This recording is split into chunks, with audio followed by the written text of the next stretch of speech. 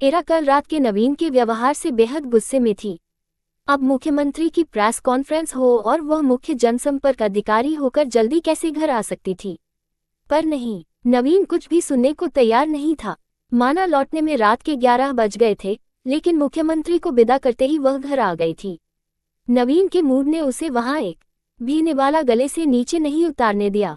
दिन भर की भागदौड़ से थकी जब वह रात को भूखी घर आई तो मन में कहीं हुमक उठी कि माँ की तरह कोई उसे दुलारे कि नन्ही कैसे मुंह सूख रहा है तुम्हारा, चलो हम खाना परोस दें। लेकिन कहाँ वह कोमलता और ममत्व की कामना और कहाँ वास्तविकता में क्रोध से उबलता चहलकदमी करता नवीन। उसे देखते ही उबल पड़ा, ये वक्त है घर आने का। 12 बज रहे हैं। आपको पता तो था आज सीएम की प्रेस कॉन्फ्रेंस थी। आपकी नाराजगी के डर से मैंने वहां खाना भी नहीं खाया और आप हैं कि इरा रुआसी हो आई थी। छोड़ो, आपका पेट तो लोगों की सराहना से ही भर गया होगा, खाने के लिए जगह ही कहाँ थी। हमने भी बहुत सी प्रेस कॉन्फ्रेंस अटेंड की हैं, सब जानते हैं महिलाओं की उपस्थिति वहां सिर्फ वातावरण को कुछ सजाए रखने से अधिक कुछ नहीं। शर्म करो, जो कुछ भी मुंह में आ रहा है बोले चले जा रहे हो, इरा साड़ी हैंगर में लगाते हुए बोली। इस घर में रहना है तो समय पर आना जाना होगा, यह नहीं कि जब जी चाहा घर से चली गई जब भी चाहा चली आई। ये घर है, कोई सराय नहीं। क्या मैं तफरी करके आ रही हूँ?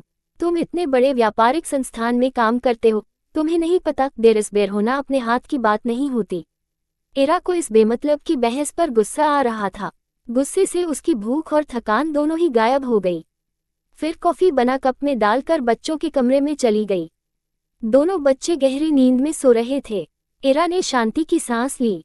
नवीन की टोकाटाकी उसके लिए असहनीय हो गई थी। फोन किसी का भी हो, नवीन के रहते आएगा तो वही उठाएगा। फोन पर पूरी जिरह करेगा, क्या काम है, क्या बात करनी है, कहाँ से बोल रहे हो।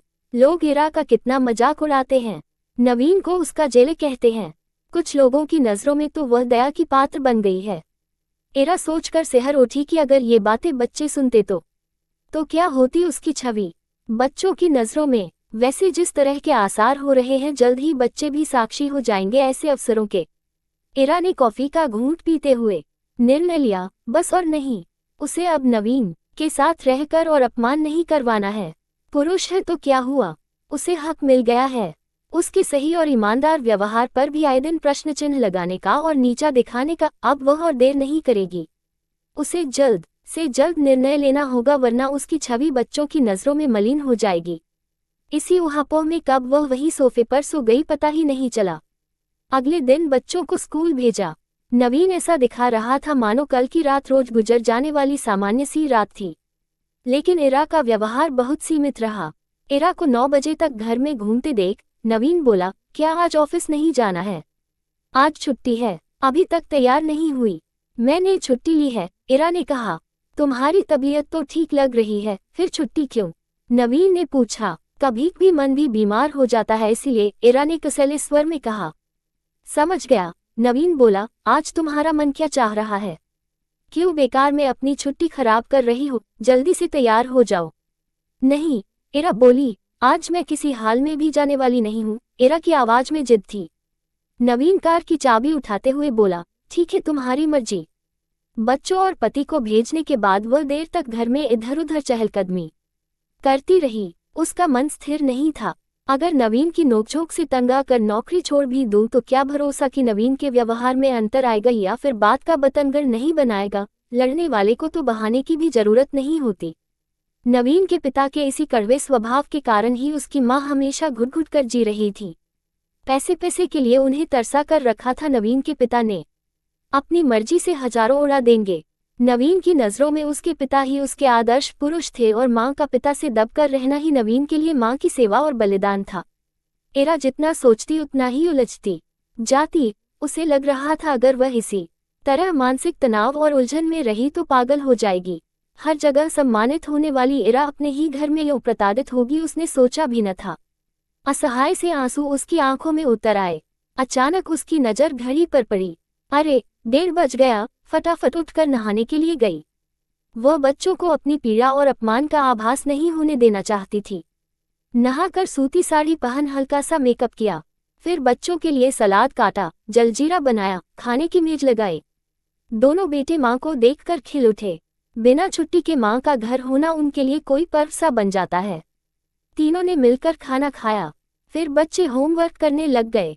5 बजे के लगभग इरा को याद आया कि उसकी सहेली मानसी पाकिस्तानी नाटक का वीडियो देकर गई थी। बच्चे होमवर्क कर चुके थे।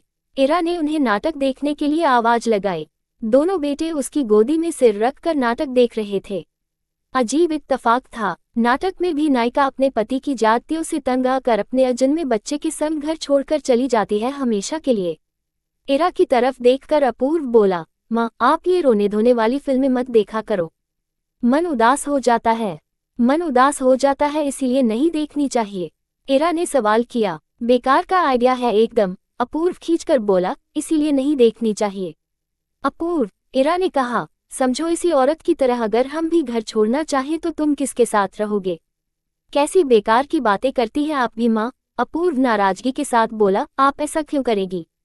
यो समझो कि हम भी तुम्हारे पापा के साथ इस घर में नहीं रह सकते तो तुम किसके साथ रहोगे? इरा ने पूछा। जरूरी नहीं है कि आपके हर सवाल का जवाब दिया जाए।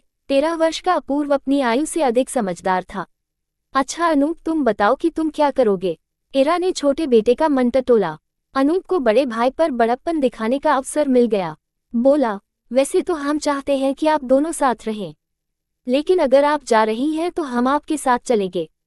हम आपको बहुत प्यार करते हैं। अनूप बोला, चल झूठे। अपूर्व बोला, माँ अगर पापा आपकी जगह होते तो यह उन्हीं को भी यही जवाब देता। नहीं माँ, भैया झूठ बोल रहा है, यही पापा के साथ जाता। पापा हमें डांटते हैं, हमें नहीं रहना उनके साथ। आप हमें प्यार करती हैं, हम आपके साथ रहेंगे। अनूप प्यार से इरा के गले में बाहें डालते हुए बोला। डांटते तो हम भी हैं। इरा ने पूछा, क्या तब तुम हमारे साथ नहीं रहोगे? आप डांटती हैं तो क्या हुआ, प्यार भी तो करती हैं, फिर आपको खाना बनाना भी आता है। पापा क्या करेंगे अगर नौकर नहीं होगा तो? अनूप ने कहा। अच्छा अपूर्व तुम जवाब दो। इरा ने अपूर्व के सिर पर हाथ रखकर उसका मन फिर से टटोलना चाहा। इरा का हाथ सिर से हटाकर अपूर्व एक ही झटके में उठ बैठा। बोला, आप उत्तर चाहती हैं तो सुन लीजिए, हम आप दोनों के साथ ही रहेंगे। इरा हैरत से अपूर्व को देखने लगी, फिर पूछा, अरे ऐसा क्यों? जब आप और पापा 15 साल एक दूसरे के साथ रहकर भी एक दूसरे के साथ नहीं रह सकते, अलग होना चाहते हैं, तब हम तो आपके साथ 12 साल से रह रहे हैं। हमें आप कैसे जानेंगे? आप और पापा अगर अलग हो रहे हैं तो हमें हॉस्टल भेज देना, हम आप दोनों से ही नहीं मिलेंगे। अपूर्व तिलमिला उठा था। पागल है क्या तू? इरा हैरान थी। नहीं बिल्कुल नहीं, इतने वर्षों साथ रहकर भी आपको एक दूसरे का आदर करना, एक दूसरे को अपनाना नहीं आया, तो आप हमें कैसे अपनाएंगे? पापा आपका सम्मान नहीं करते तभी आपको घर छोड़कर जाने देंगे। आप पापा को और घर को इतने सालों में भी समझा नहीं पाई तभी घर छोड़कर जाने की बात कर सकती हैं। इसलिए हम आप दोनों का ही आदर नहीं कर सकेंगे और हम मिलना भी नहीं चाहेंगे आप दोनों से। अपूर्व के चेहरे पर उत्तेजना और आक्रोश झलक रहा था। इरा ने अपूर्व के कंधे को कसकर पकड़ लिया। उसका बेटा इतना समझदार होगा उसने सोचा भी नहीं था। नवीन से अलग होकर उसने सोचा भी नहीं था कि अपने बेटे की नज़रों में वह इतनी गिर जाएगी। अगर नवीन उसे सम्मान नहीं दे रहा तो वह भी अलग हो रही है नवीन का तिरस्कार करके। इससे वह नवीन को भी तो अपमानित कर रही है। परिवार टूट रहा है, बच्चे असंतुलित हो रहे हैं। वह विवाह विच्छेद नहीं करेगी, उसके आशियाने के तिनके उसके आत्मसम्मान की आंधी में नहीं उड़ेंगे। उसे नवीन के साथ अब किसी अलग ही धरातल पर बात करनी होगी। अक्सर ही नवीन झगड़े के बाद 2-4 दिन देर से घर आता है। ऑफिस में अधिक काम का बहाना करके देर रात तक बैठा रहता। उसकी इस मानसिकता को अच्छी तरह समझती है। इरा ने ऑफिस से 10 दिनों का अवकाश लिया। नवीन 2-4 दिन तटस्थता से इरा का रवैया देखता रहा। फिर एक दिन बोला, ये बेमतलब की छुट्टियां क्यों ली जा रही हैं? छुट्टियां खत्म हो जाएंगी तो हाफ पे ले लूंगी, जब ऑफिस जाना ही नहीं है तो पिछले काम की छुट्टियों का हिसाब पूरा कर लूं। इरा ने स्थिर स्वर में कहा। किसने कहा तुम ऑफिस छोड़ रही हो? नवीन ने ऊंचे स्वर में कहा, मैडम आजकल नौकरी मिलती कहाँ है जो तुम यूं आराम से लगी लगाई नौकरी को लात मार रही हो?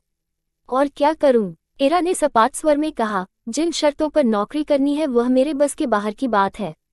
कौन सी शर्तें? नवीन ने अनजान बनते हुए पूछा। देरसबेर होना, जनसंपर्क के काम में सभी से मिलना जुलना होता है, वह भी तुम्हें पसंद नहीं। करियर या होम केयर में से एक का चुनाव करना था, सो मैंने कर लिया। मैंने नौकरी छोड़ने का निर्णय कर लिया है। इरा ने अपना फैसला सुनाया। क्या बच्चों जैसी जिद करती हो, नवीन झल्लाए आवाज में बोला। एक जने की सैलरी में घर खर्च और बच्चों की पढ़ाई कैसे होगी?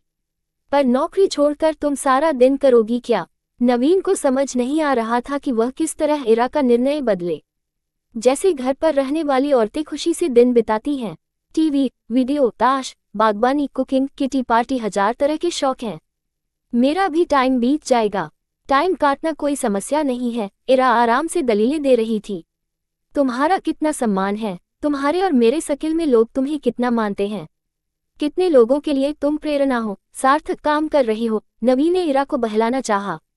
तो क्या इसके लिए मैं घर में रोज रोज कलह क्लेश सहूं, नीचा देखूं, हर बात पर मुजरिम की तरह कटघरे में खड़ी कर दी जाऊं बिना किसी गुनाह के? क्यों सहूं मैं इतना अपमान इस नौकरी के लिए? इसके बिना भी मैं खुश रह सकती हूँ, आराम से जी सकती हूँ। इरा ने बिना किसी तनाव के अपना निर्णय सुनाया। इरा, आई एम वेरी सॉरी, मेरा मतलब तुम्हें अपमानित करने का नहीं था। जब भी तुम्हें आने में देर होती है मेरा मन तरह तरह की आशंकाओं से घिर जाता है। उसी तनाव में तुम्हें बहुत कुछ उल्टा सीधा बोल दिया होगा। मुझे माफ कर दो, मेरा इरादा तुम्हें पीड़ा पहुंचाने या अपमानित करने का नहीं था। नवीन के चेहरे पर पीड़ा और विवशता दोनों झलक रही थी। ठीक है, कल से काम पर चली जाऊंगी, पर उसके लिए आपको भी वचन देना होगा कि इस स्थिति को तूल नहीं देंगे। मैं नौकरी करती हूँ, मेरे लिए भी समय के बंधन होते हैं। मुझे भी आपकी तरह समय और शक्ति काम के प्रति लगानी पड़ती है। आपके काम में भी देर स्बेर होती ही है, पर मैं यो शक करके क्लेश नहीं करती। कहते कहते इरा रुआंसी हो उठी। यार, कह दिया ना आगे से ऐसा नहीं करूंगा। आप बार बार बोलकर क्यों नीचा दिखाती हो? इरा का हाथ अपने दोनों हाथों में थामकर नवीन ने कहा। इरा सोच रही थी कि रिश्ता तोड़कर अलग हो जाना कितना सरल हल लग रहा था, लेकिन कितना पीड़ादायक। परिवार के टूटने का त्रास सहन करना क्या आसान बात थी? मन ही मन वह अपने बेटे की ऋणी थी, जिसकी जरा सी परिपक्वता ने ये हल निकाल दिया था उसकी समस्या का।